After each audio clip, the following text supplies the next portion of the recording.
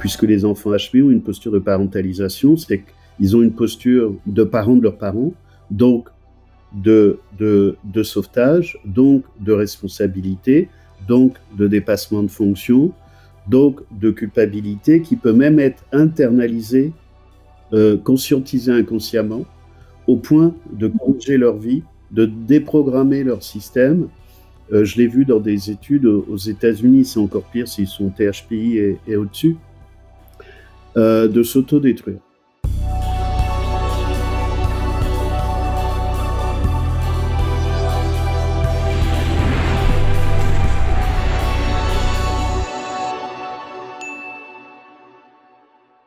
Bonjour à tous, on se retrouve pour un 9e épisode avec Elsa Guillet. On se connaît depuis plusieurs années avec Elsa, et je voulais qu'elle vienne nous parler d'un truc assez invisible. Elle est intervenue au Congrès de la Douance avec Nathalie Astine l'an dernier, mais qui est mal connu, peu connu, c'est le burn-out parental, mais le burn-out parental avec la porosité de tous les environnements à côté.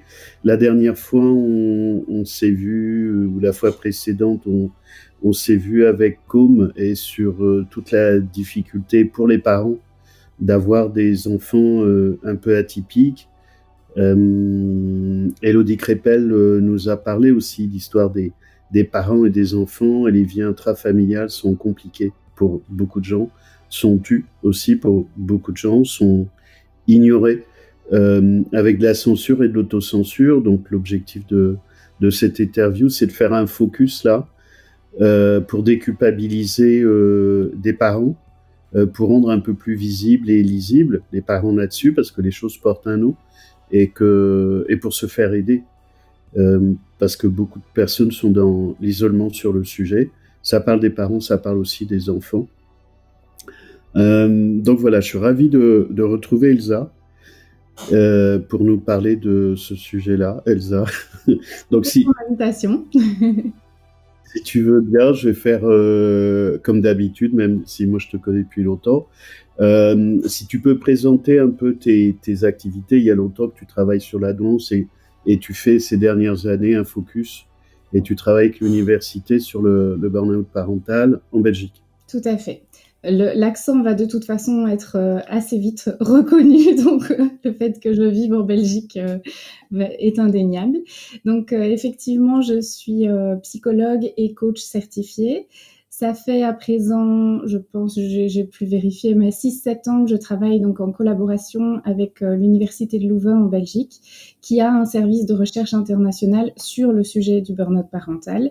Et donc, j'essaye de me tenir au courant des toutes dernières recherches, parce que on va en parler. En fait, c'est un sujet qui est encore trop peu connu, et donc il y a beaucoup de recherches scientifiques qui se font actuellement, et on en apprend pas tous les jours, mais on en apprend régulièrement sur le sujet.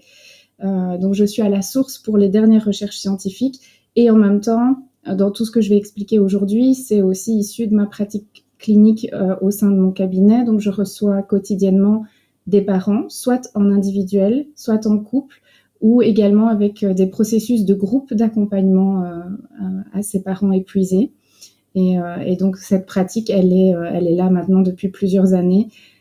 Et quand je vois à quel point ces gens sont mal pour en parler, ont un sentiment de honte et de culpabilité, je me dis qu'il est vraiment très très important de faire connaître la problématique, que ce soit au grand public, mais aussi aux professionnels de la santé et de la santé mentale, que ce soit les médecins généralistes, d'autres psychologues, des psychiatres, mais aussi les puéricultrices, les instituteurs, tous les professionnels qui vont tourner autour de ces parents, juste pour qu'ils puissent se sentir moins seuls.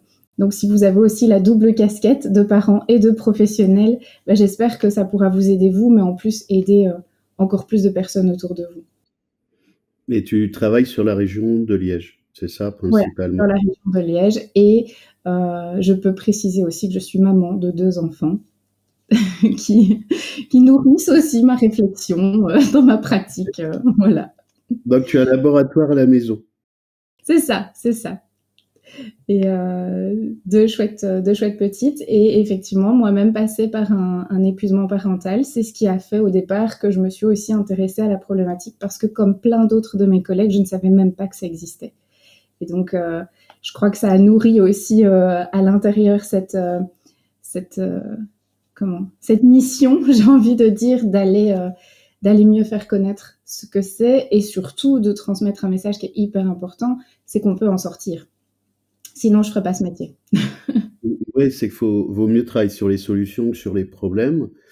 Et autre chose, tu formes des professionnels depuis quelques années, hein, c'est ça, sur ce Voilà, sujet-là. assez vite, en fait, dès qu'on a eu les premiers contenus scientifiques et nourris avec la pratique pendant 1 ou 2 ans, on s'est rendu compte, quand je dis on, hein, je parle au nom aussi de mes collègues de l'université, on s'est rendu compte que c'était important de bien faire connaître cette thématique aux professionnels, et donc grâce à des subventions au début, et puis maintenant rémunérés par les personnes qui nous appellent, les entreprises ou les associations.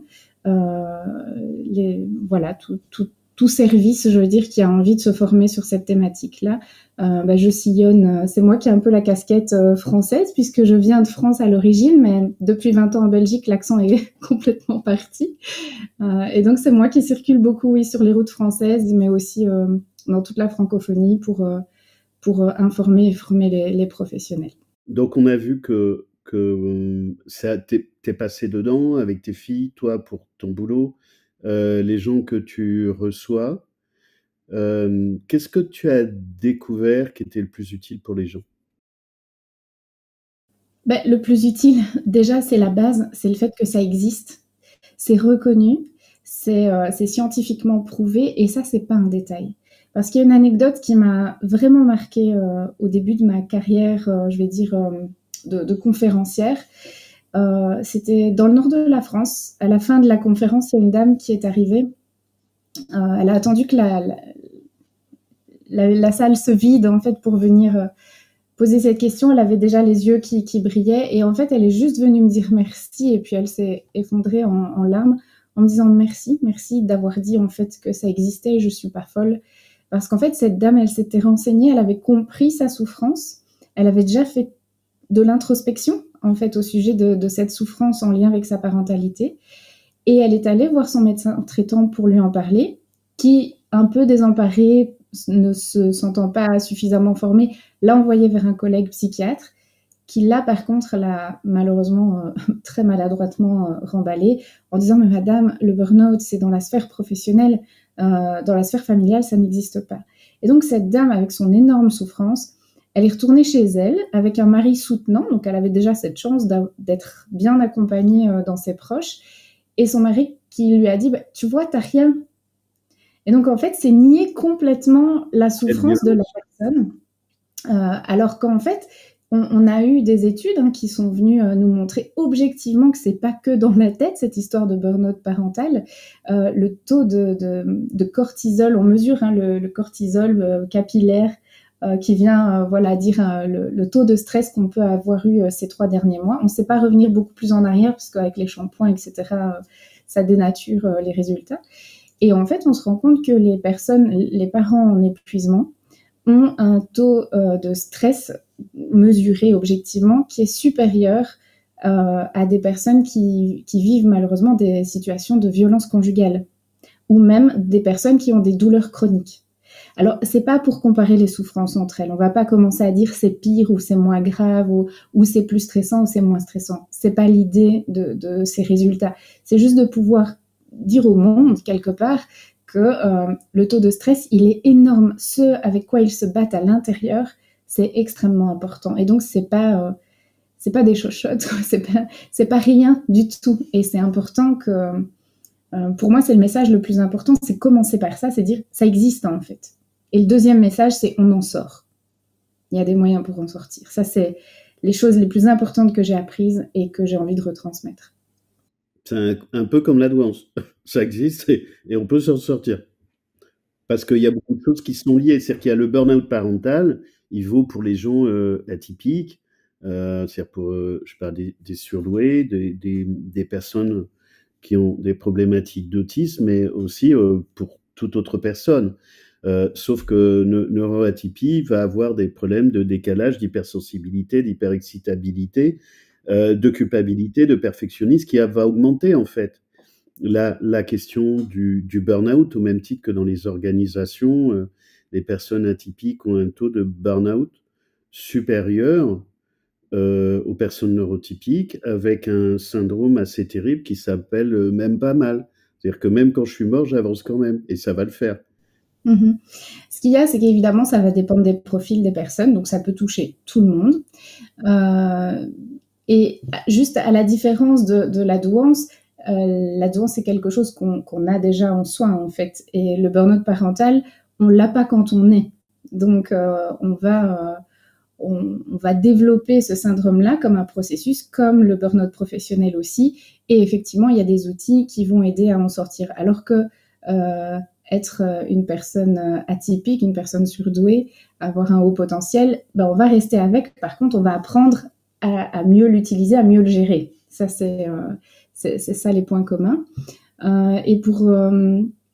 j'ai oublié la question que tu demandais par rapport à ça. Oui, est-ce qu'il y a plus de personnes... Oui, est-ce qu'il y a plus de personnes... Pardon, la question du burn-out, elle est amplifiée pour les personnes atypiques. Et quand je parle atypique, je parle HPI et ou TSA, trouble du spectre autistique, et ou TDAH, et ou avec des 10. Parce que si ça n'est pas détecté, ça crée des invisibilités et ça rend encore plus compliqué et complexe la question du burn-out et son phénomène de résolution. Et j'ai bien entendu dans ce que tu dis, c'est que la première porte d'entrée, c'est reconnaître, comme pour une maladie, entre guillemets, hein, c'est les limites de la métaphore, mais ça porte un nom, c'est normal. Nombreux ont ça. Nombreux ont ça, et faut reconnaître que ça existe. C'est pas parce que c'est tu que ça n'existe pas, et qu'on peut se faire aider. Bien sûr.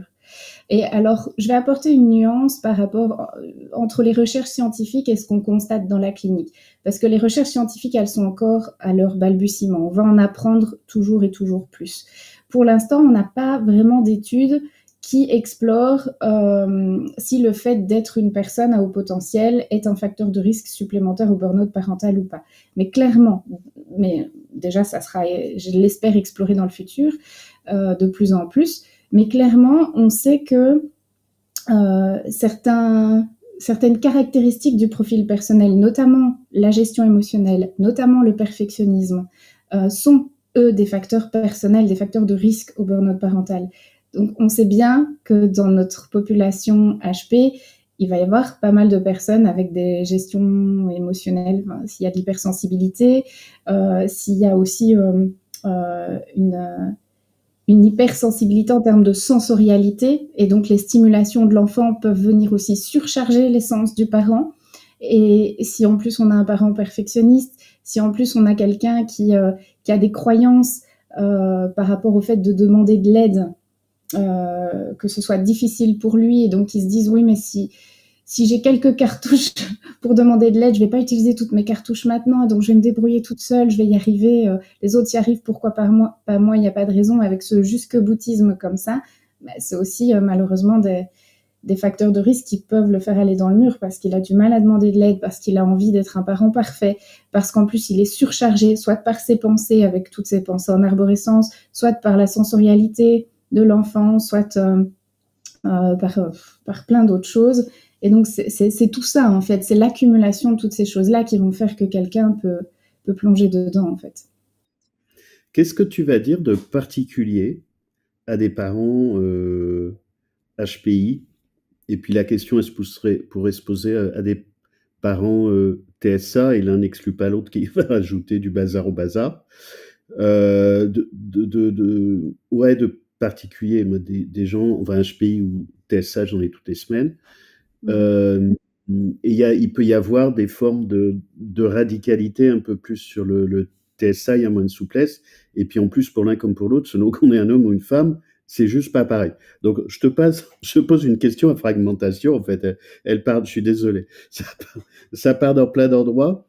Mais de l'expérience que tu en as dans ton cabinet, qu'est-ce que tu leur dirais de particulier, à la fois pour qu'ils gardent espoir, pour qu'ils s'autorisent à pas être parfaits, ce qu'on a du mal à faire, évidemment, et plus singulièrement pour eux?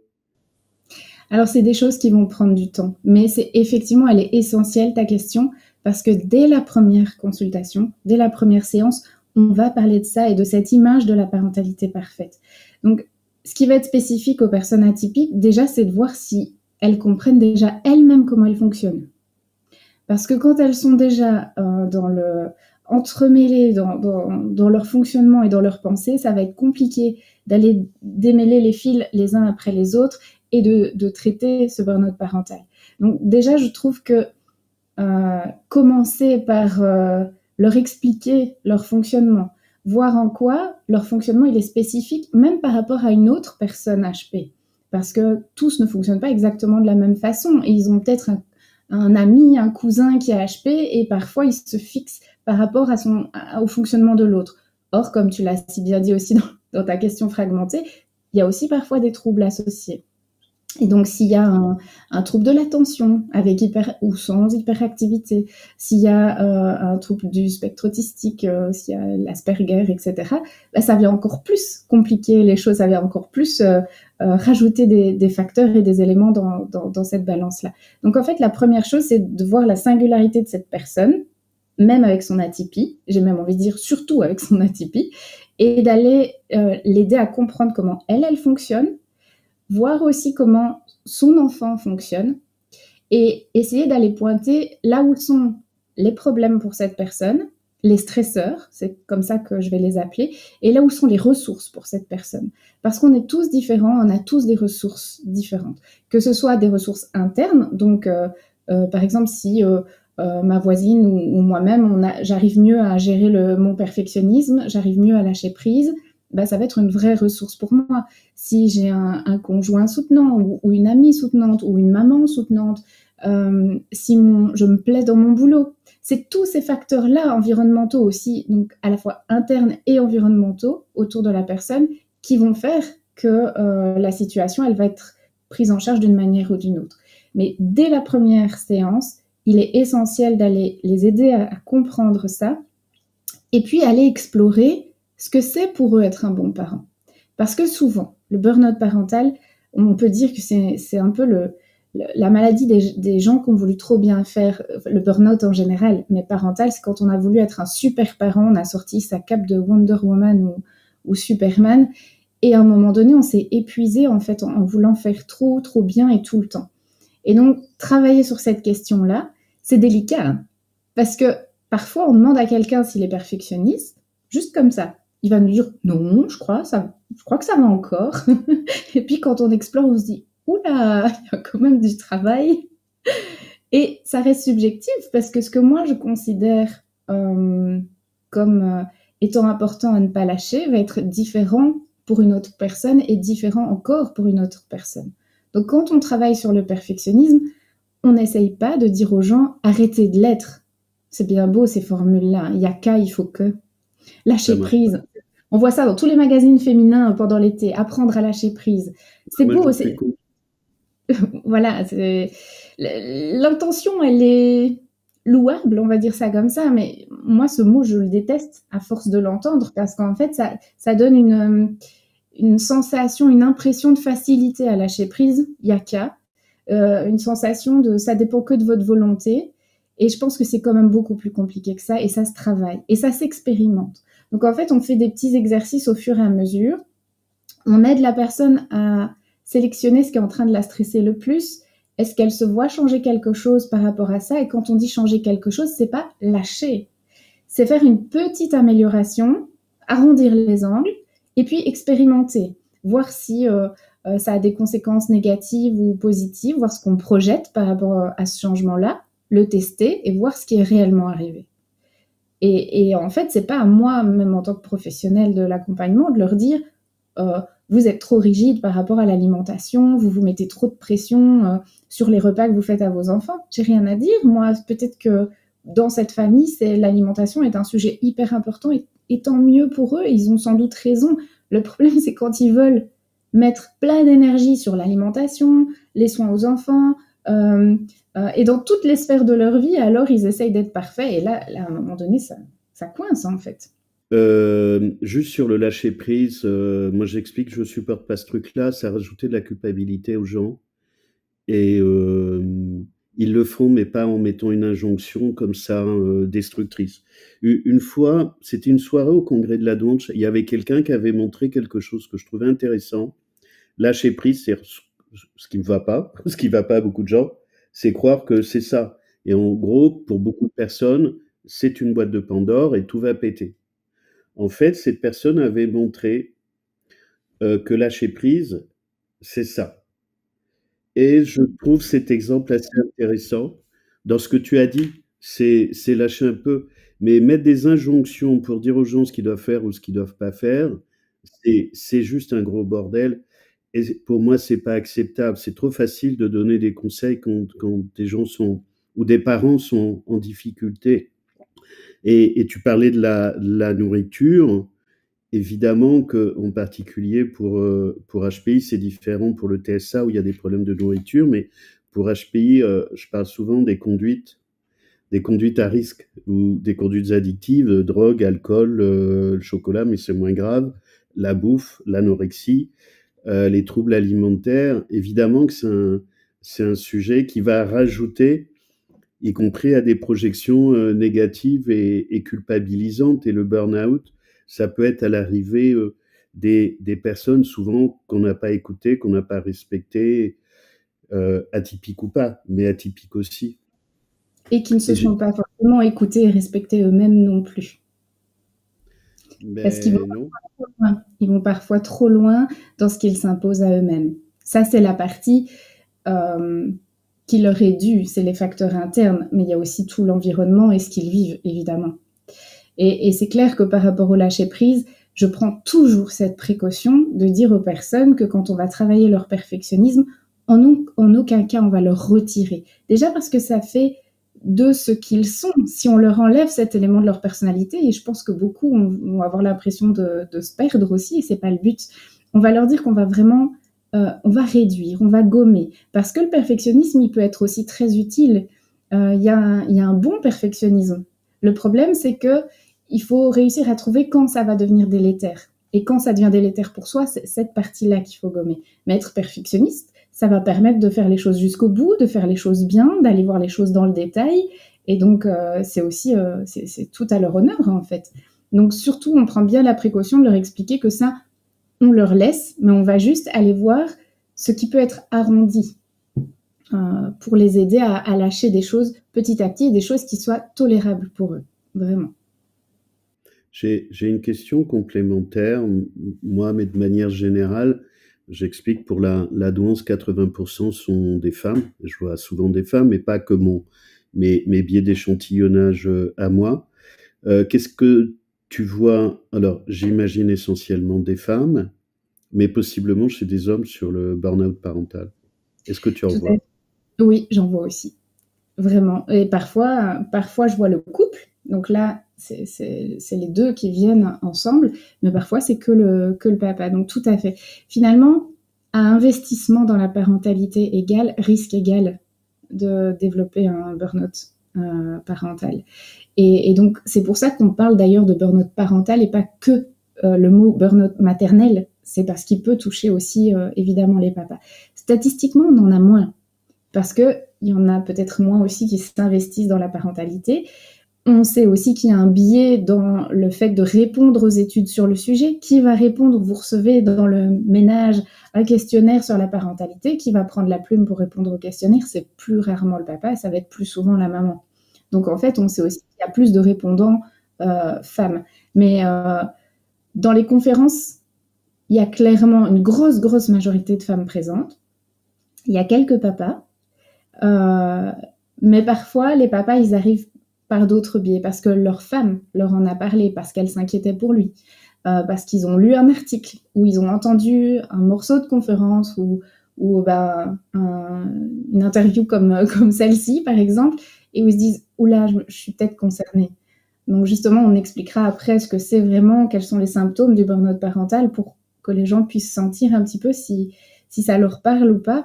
Mais oui, les papas, ils vont arriver, je vais dire, par d'autres biais, mais ils sont là aussi, clairement. Et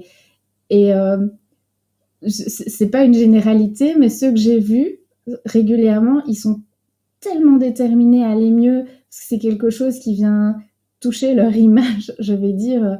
Non, il faut que je me sorte de ça, que ils attendent des outils concrets et ils veulent y aller. Allez, Madame Tilly, on va se revoir dans une semaine, alors que parfois je mets des délais de 15 jours.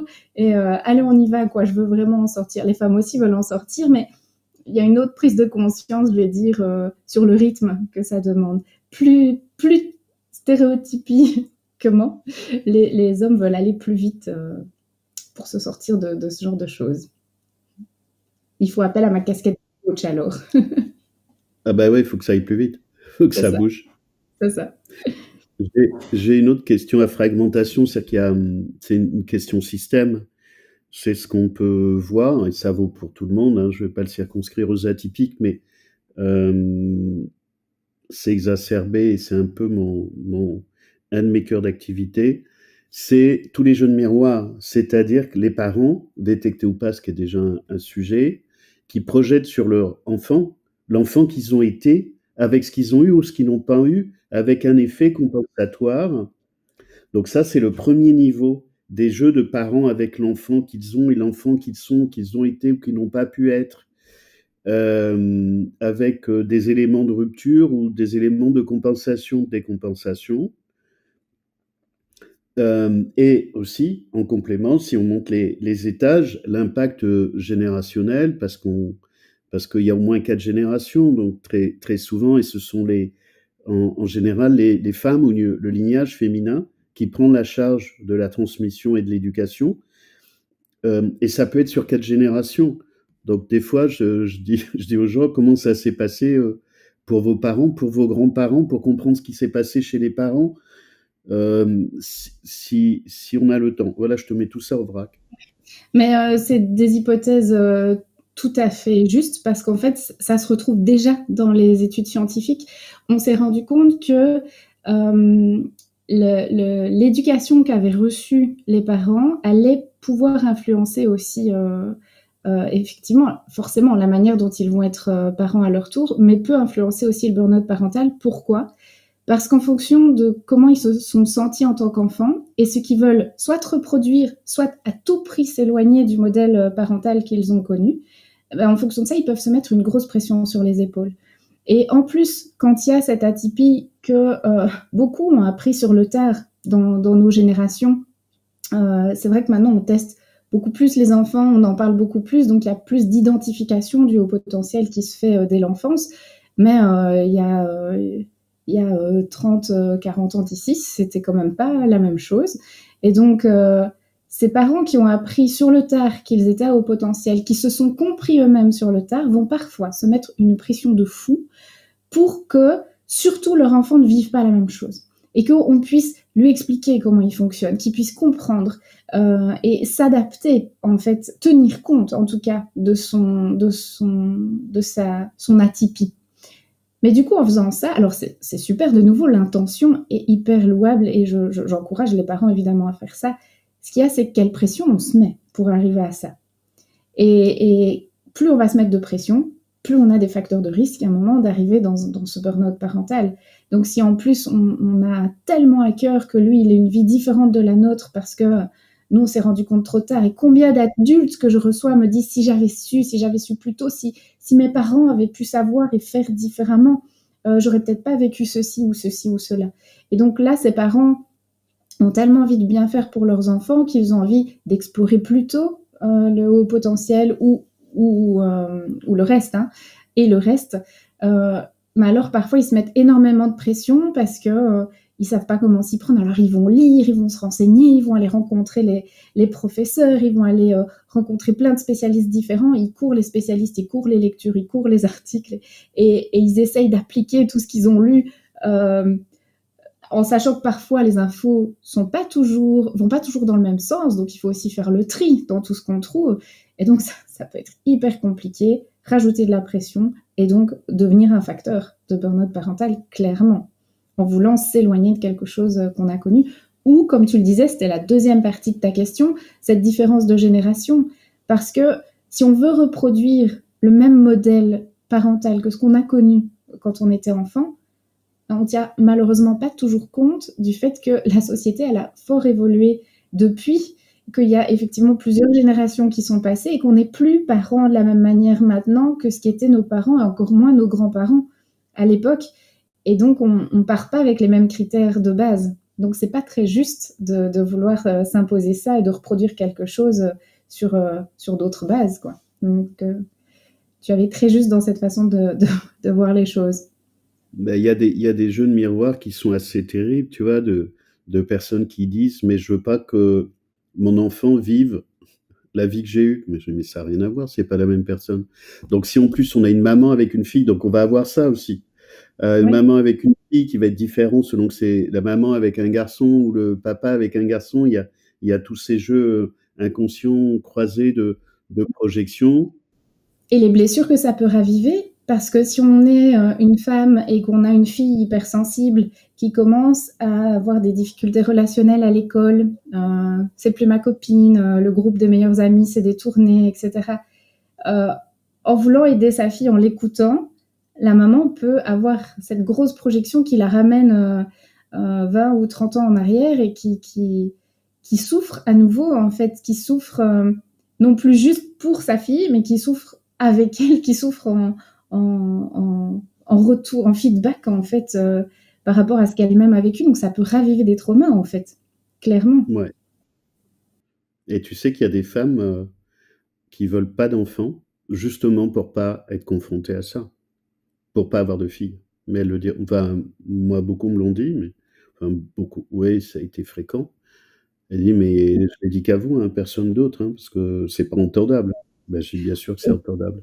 On commence à en parler tout doucement. Il y a un livre qui est sorti aussi qui s'appelle Mal de mère, mère MERES, mais le jeu de mots est sympa, où justement ce sont des témoignages de femmes qui ne souhaitaient pas avoir d'enfants et qui ont et d'autres qui ont eu des enfants et qui ont ce regret de la maternité. Donc le regret de la maternité ou le souhait de ne pas en désirer, c'est quelque chose qui commence à arriver, mais c'est pas parce qu'on commence à en parler que c'est pour autant moins jugé au niveau sociétal. C'est compliqué, je pense, pour une femme à l'heure actuelle d'affirmer, d'assumer qu'elle veut pas d'enfant. On va forcément lui dire mais pourquoi, genre c'est pas normal. Et c'est tout à fait ok d'en entendre. Comme moi, j'ai aussi des parents qui ont été tellement blessés par leur burn-out parental avec leur premier enfant, qui me disent mais tout le monde dans ma famille, mon conjoint attend le deuxième. Parce que de nouveau, quand on a un enfant dans nos sociétés, ça va pas tout seul, un enfant. Enfin, je caricature, hein, évidemment, mais je parle de la croyance de la société. Il faut un deuxième, il va s'ennuyer tout seul. C'est un peu le stéréotype de la famille parfaite. Madame, monsieur, 2 enfants et un chien dans une maison avec un jardin, quoi. J'exagère, mais c'est presque ça. Et c'est ce qu'on voit dans les publicités aussi. Donc, même si maintenant on nous amène plus de diversité dans les pubs, mais on est matraqué de messages comme ça de famille parfaite, de l'image de la famille parfaite. Et c'est compliqué en fait pour ces femmes qui ont vécu un burn-out parental et certaines cèdent sous la pression, donc font un deuxième enfant. Et pendant qu'elles sont enceintes, me recontactent en angoisse totale. J'en ai une qui m'a contactée récemment. Elle vient d'avoir, ça y est, son deuxième vient de naître. Et donc, elle me dit, j'aimerais reprendre les séances. Parce qu'en fait, il y a plein d'angoisses qui reviennent de se dire, est-ce que mon premier burn-out est bien terminé? Est-ce que j'ai compris suffisamment de choses? Comment ça va aller avec ce deuxième? Et puis, la souffrance, la puissance de la souffrance d'un burn-out parental, ça s'oublie pas. Et donc elles veulent faire le mieux possible pour essayer de bien s'occuper de leur deuxième enfant, parce que les conséquences du burn-out parental, ça touche pas que le parent concerné. Évidemment, c'est hyper destructeur pour le parent, donc que ce soit le papa ou la maman, mais c'est aussi très destructeur pour le couple et pour les enfants. Et donc on sait, alors que ce sont souvent de super parents, j'en parlais tout à l'heure, un peu le stéréotype de la superwoman ou de Superman, quand ils en arrivent au bout du rouleau, quand ils en arrivent à cet état d'épuisement intense et chronique, le problème, c'est qu'ils peuvent arriver à de la violence et de la négligence envers leurs enfants. Donc, ils ne se reconnaissent même plus. C'est l'inverse de ce qu'ils veulent être, c'est l'inverse de ce qu'ils ont été en tant que parents. Et ça peut être vraiment très grave, que ce soit pour les enfants, où on a aussi des parents qui vont jusqu'aux idées suicidaires, ou voire au passage à l'acte. Ça peut arriver. Donc, c'est important à prendre en charge. Alors, tu en parlais. Je t'en prie. Non, je voulais juste ajouter que c'est souvent, quand il y a une idée de passage à l'acte, c'est souvent ce qui va déclencher le fait de vouloir se faire aider. Au final, moi, dans toute ma carrière, sur toutes ces années, je n'ai jamais eu, pour l'instant, je touche du bois, je n'ai jamais eu à faire un signalement par rapport à un enfant que je sentirais en danger. Généralement, les parents, quand ils en peuvent plus, malgré les choses horribles qu'ils peuvent me dire en séance, mais vraiment, j'entends des choses qu'ils ne pourraient pas dire ailleurs à propos de leurs enfants, les envies d'abandon, les envies de meurtre parfois, mais ils ont besoin de lâcher cette pression-là.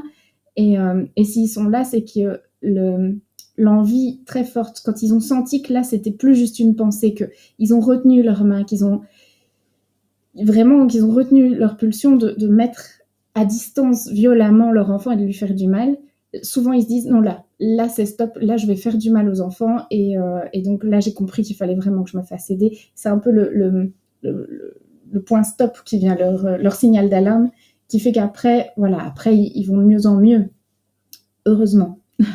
Heureusement. Mais ils sont courageux, parce que déjà le dire, c'est beaucoup de courage. Parce qu'on a le droit de le penser, mais on n'a pas le droit de le faire, faut mieux éviter. Mais de le penser, on pourrait dire que ça peut être normal, et beaucoup pensent ça. Moi, je dis que j'ai des envies de meurtre, pas sur les enfants, sur des gens, mais on le fait pas, c'est pas bien. En fait, c'est une manière de vider le trop-plein et d'aller sur un processus de résolution. Quand les parents sont à bout, évidemment que personne est, et pas grand monde est prêt à entendre sans critiquer. Ce qui arrive en premier, la critique, le jugement, les projections, les conseils à la con, enfin, tu vois.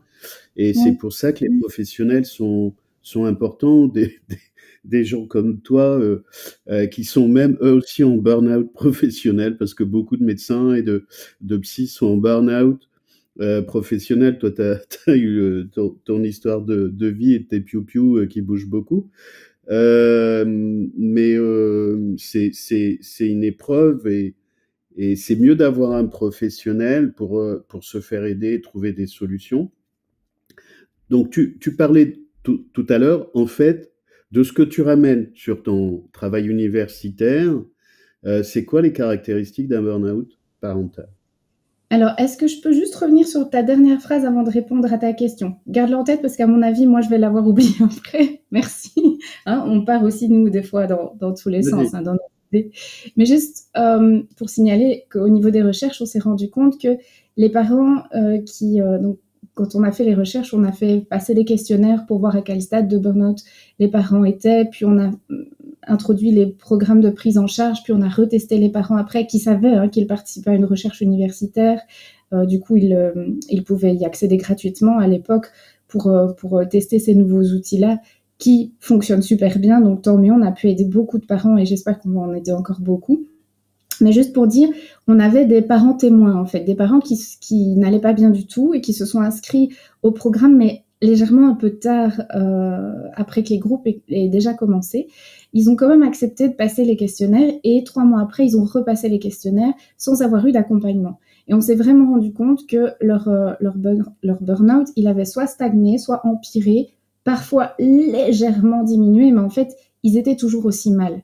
Contrairement aux personnes qui avaient eu l'aide des professionnels et qui clairement avaient diminué énormément leurs symptômes, la qualité de la relation parent-enfant s'était nettement améliorée, et donc on pouvait dire qu'ils étaient soit sortis du burn-out parental, soit vraiment en bon chemin pour l'être. Donc c'était cette précision-là que j'avais envie de dire. Parfois on veut être fort, parfois on se dit qu'on a lu, qu'on a compris, on a théorisé, et ça c'est le propre des personnes à haut potentiel qui vont prendre un bouquin et qui vont cerner ce qui est dit dedans.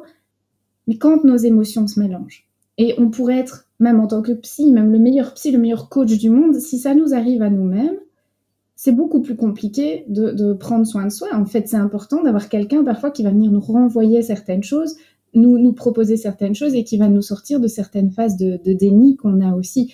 Donc, on peut peut-être s'en sortir seul. Je veux pas nier cette possibilité-là parce qu'il y a peut-être suffisamment de ressources à l'intérieur et à l'extérieur que pour s'en sortir.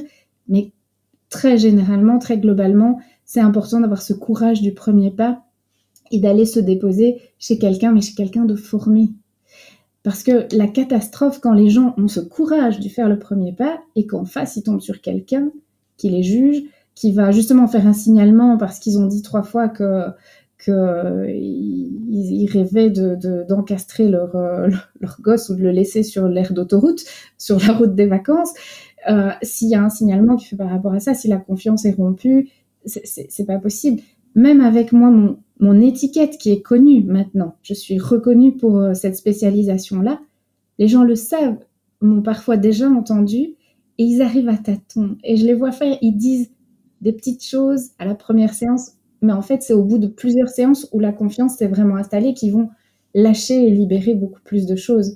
Donc oui, c'est important pour moi de se faire accompagner et c'est important d'aller pas chez n'importe qui pour se faire accompagner, pour surtout pas avoir fait un pas pour en faire 10 en arrière, quoi. C'est vraiment ça.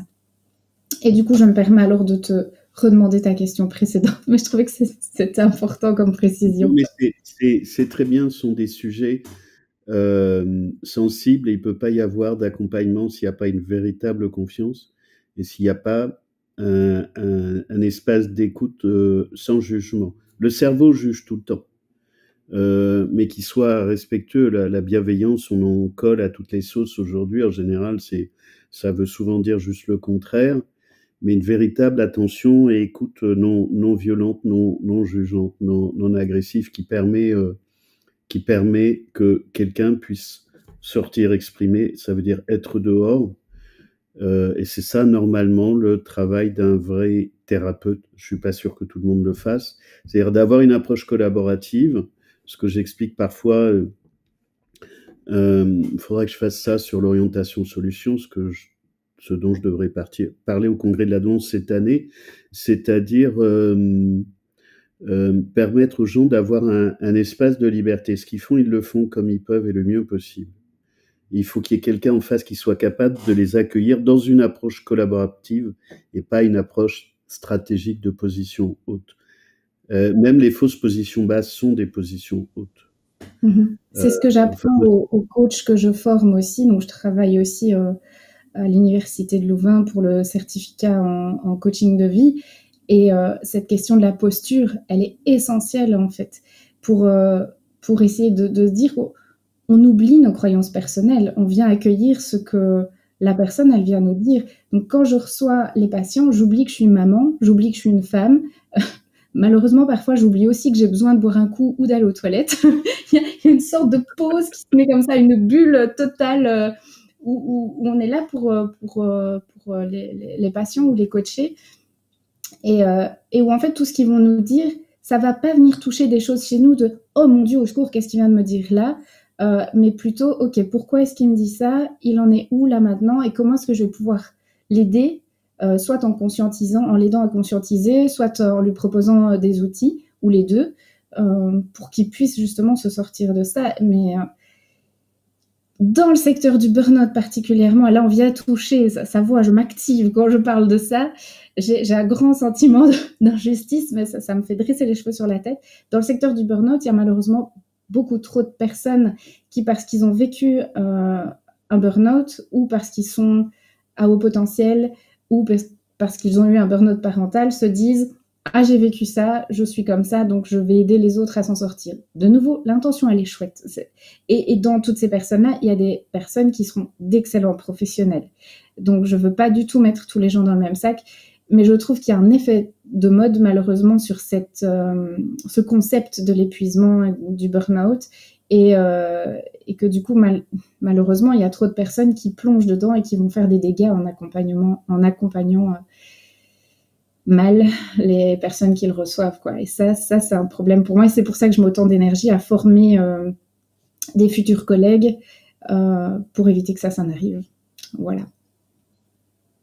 Je comprends. On peut élargir ça à beaucoup de professionnels sur la question de la posture. Moi, je fais de la supervision depuis plus de 20 ans de professionnels, y compris de psy, y compris dans les hôpitaux. C'est une vraie posture générique de toute posture d'accompagnement ou d'enseignement. Mais je te repose la question de tout à l'heure. Oui, merci. Je t'en prie. Qu'est-ce que tu ramènes des caractéristiques du burn-out parental au regard du travail ou de la recherche que vous avez fait à l'université? C'est-à-dire que je pense qu'il peut y avoir des formes à la fois de déni, de peur, de programmation inconsciente ou à moitié consciente qui fait dire aux gens, c'est ça, c'est ça les caractéristiques pour passer. C'est un peu comme la douance avec toutes les réserves, c'est-à-dire que c'est fait pour trouver des solutions, pas des problèmes, mais il faut quand même avoir un vrai diagnostic qui soit pas discutable, en tout cas des fondamentaux, des indicateurs, des caractéristiques qui disent non, là tu es sur la ligne rouge, il faut aller reconsidérer la chose. On a 4 symptômes en fait qui ont été reconnus scientifiquement, au début 3 et puis un 4e est venu se greffer. Donc la première chose, c'est justement cette fatigue physique et émotionnelle intense. C'est l'épuisement. Ça, c'est le premier symptôme. Donc, ça va se traduire comment? Oui? Non, c'était ma question. Comment ça se traduit concrètement? Je me mets à la place des gens qui t'écoutent, ou qui peuvent être comme moi, et qui ont besoin de précision. Je vais donner des exemples.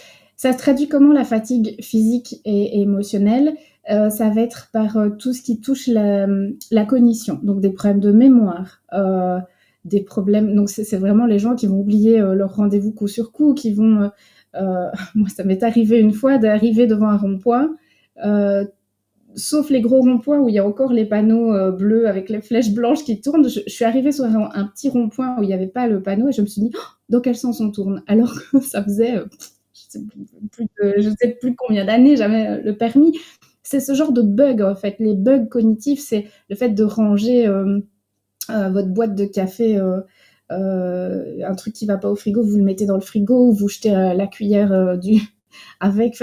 Voilà, tout ce qui est déconcentration, attention, problème de mémoire, etc. Ça, c'est ce qui concerne la cognition. Ça va être aussi une moins bonne gestion émotionnelle, devenir plus agressif, pleurer pour rien, ou au contraire avoir une sorte d'émoussement affectif comme ça, et avoir l'impression de plus rien ressentir. La grande fatigue, ça va aussi être physiquement, avec des problèmes somatiques, des maux de ventre, des maux de dos, des problèmes articulaires, des problèmes de digestion, tous les maux divers et variés qui vont être assez caractéristiques d'une personne à l'autre, en fait.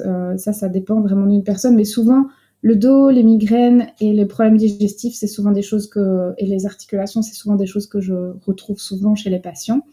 Et puis, vraiment très concrètement, avoir du mal à se lever le matin, rien que à l'idée de se lever pour s'occuper des enfants, c'est genre la montagne là qui vient peser sur les épaules et se dire mais c'est juste impossible, je vais jamais y arriver. Donc, en tout cas, dans les premières phases d'un épuisement parental, le fait de se lever pour aller au boulot, ça pose pas de problème. Parce que la personne, certes, elle est fatiguée, mais le travail, la sphère professionnelle, quand elle est encore préservée, peut être une ressource pour cette personne. Donc, j'ai même des parents, des mamans qui me disaient, s'il vous plaît, est-ce que vous pouvez me mettre le rendez-vous chez vous en soirée? Parce que comme ça, c'était du temps en moins qu'ils allaient passer avec leurs enfants, parce que ça les fatiguait de s'occuper du repas ou du bain, de la mise au lit. Donc, plus ils pouvaient rater de moments dans leur vie privée, mieux c'était. Plus ils pouvaient faire d'heures sup au travail, mieux c'était.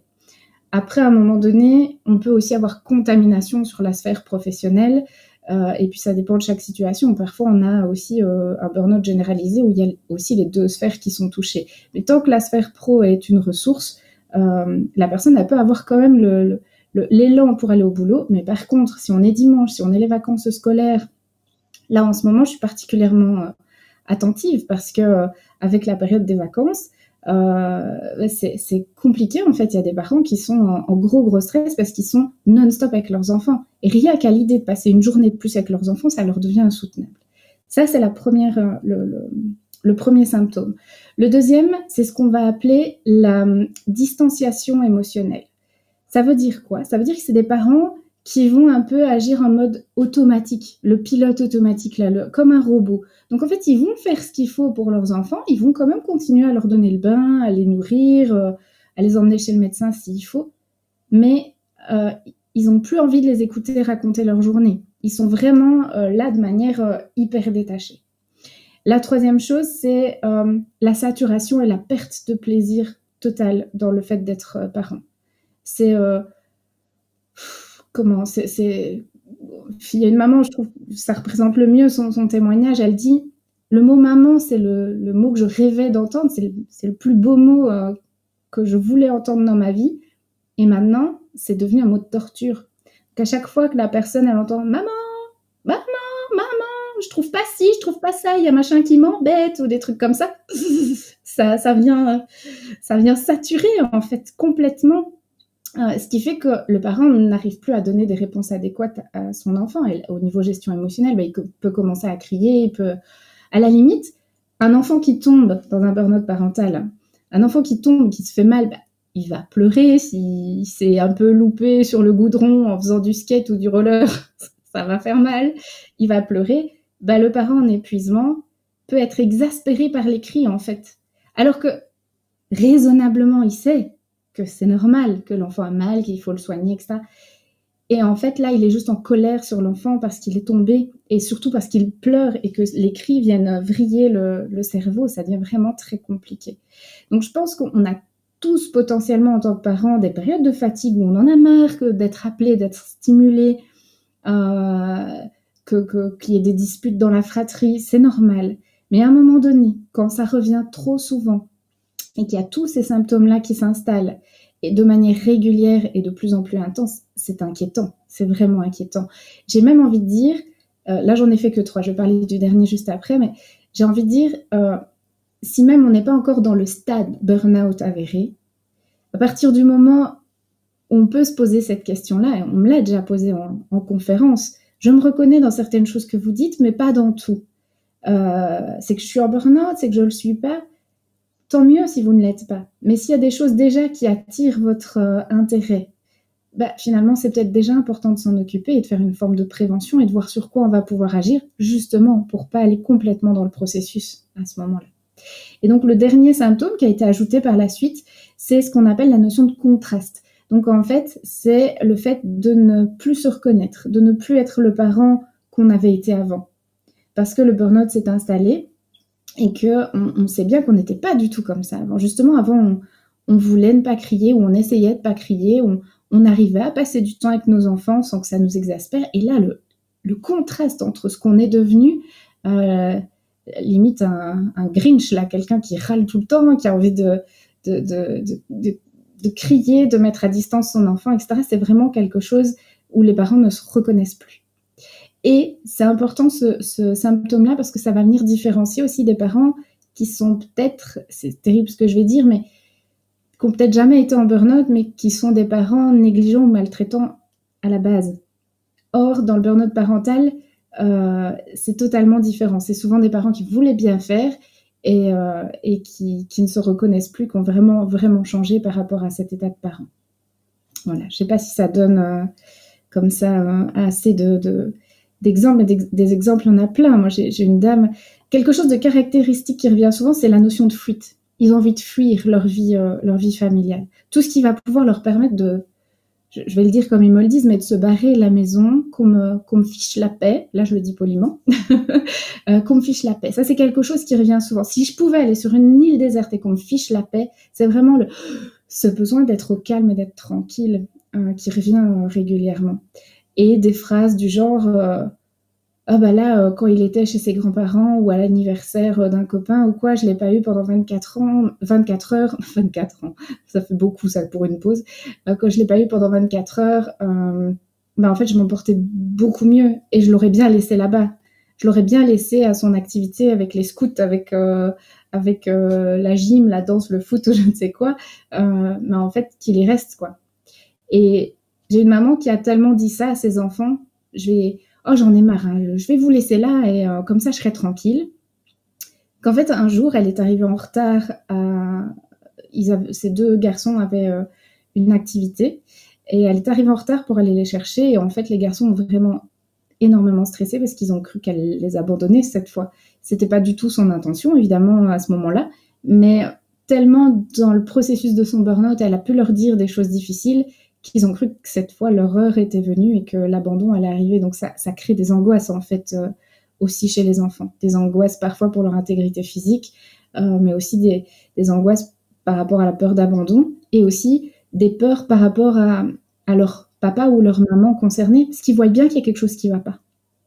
Et ils se culpabilisent parce que souvent, ils se rendent compte que c'est quelque chose en lien avec eux, en fait. Sauf que, et ça c'est une phrase hyper importante que je vais dire maintenant, le burn-out parental, c'est pas de la faute des enfants. Dans le burn-out parental, ce qui est le problème, c'est le lien à la parentalité qu'on a. C'est notre perception de notre parentalité. Donc oui, on peut avoir des enfants adorables, mais adorables. Et en fait, pour un ensemble d'autres facteurs, plongés dans le processus du burn-out, c'est pas la faute des enfants. Et ça, c'est important de pouvoir leur dire aussi. Maman ou papa, il est très fatigué. C'est beaucoup de travail pour lui d'être un papa ou d'être une maman. Mais c'est pas de ta faute. La nuance, le résultat, il est presque le même puisque on sait bien que c'est un burn-out parental, mais en fait, c'est important de préciser à l'enfant et soi-même de se le dire. C'est la manière dont je vis mal ma parentalité et c'est pas mon enfant. En sachant que dans plein de situations, oui, l'enfant, de par ses comportements, de par ses difficultés, les stimulations qu'il vient apporter, etc., peut amener des facteurs de risque. Mais si on n'a que ça comme facteur de risque et que de l'autre côté, on a suffisamment de ressources pour compenser, ça va aller. Donc, deux familles avec des enfants HP, TDA, TSA, etc., les mêmes troubles qui se manifestent de la même façon, les gens peuvent ou pas tomber dans le processus du burn-out parental parce qu'en fait, il y a un ensemble d'autres choses qu'il faut regarder. Voilà. Dans ce que tu viens de dire, il y a c'est pas la faute des enfants, sauf que si les enfants sont HP, ils vont pas le considérer comme tel, puisque les enfants HP ont une posture de parentalisation, c'est qu'ils ont une posture de parents de leurs parents, donc de sauvetage, donc de responsabilité, donc de dépassement de fonction, donc de culpabilité qui peut même être internalisée, conscientisée inconsciemment, au point de corriger leur vie, de déprogrammer leur système. Je l'ai vu dans des études aux États-Unis, c'est encore pire s'ils sont THPI et au-dessus, de s'autodétruire, sans forcément avoir les clés, sauf s'ils peuvent rencontrer quelqu'un ou des contextes, on fait un peu le hasard de la vie qui les déprogramme, mais c'est un vrai sujet pour enfants HPI. Déjà, HPI atypiques, hein, je parle pas les HPI typiques, pas les HQI typiques. Mais déjà, les parents eux-mêmes, des fois, ils ne comprennent pas ce qui leur arrive. Donc, pour les enfants, même s'ils voient et perçoivent le problème, ils ont du mal à détecter quel est le problème exactement et donc comment le traiter. Et donc, c'est clair qu'on a chez certains enfants ce comportement de réparation. Ils sentent qu'ils doivent faire quelque chose pour leurs parents, ils doivent aider le parent. Et malheureusement, parfois, en faisant ça, ils font pire parce que qu'est-ce qu'ils vont avoir tendance à faire pour essayer de soigner maman ? C'est surtout de bien veiller sur maman, la veiller.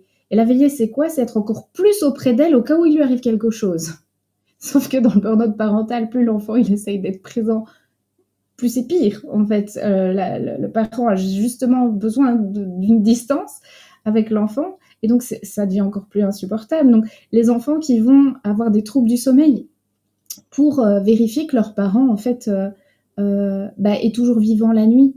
Ça dépend de l'âge de l'enfant, évidemment, hein, ce que je dis là, mais on a des jeunes enfants qui vont avoir tellement peur parce qu'ils vont voir leur maman dans un état vraiment... Eux aussi, ils voient la notion de contraste, ils voient bien qu'ils sont en train de la perdre quelque part. Et donc, de peur de la perdre pendant la nuit, parce que la nuit, c'est toujours un peu plus angoissant pour tout le monde, mais pour les enfants en particulier, ils vont alors continuer à appeler la maman la nuit. « Maman, maman !» Ils vont trouver 1000 excuses. « J'ai soif, j'ai ceci. » Alors imaginez, pour quelqu'un qui est déjà en état d'épuisement, qui a besoin de son sommeil plus, et qui est déjà sursollicité, suractivé dès qu'il y a une sollicitation de l'enfant, ça devient une cata. Et donc avec des enfants qui ont cette tendance à la réparation, ça peut faire vriller en fait les deux, parce que l'enfant il est dans une angoisse importante et le parent il augmente ses symptômes.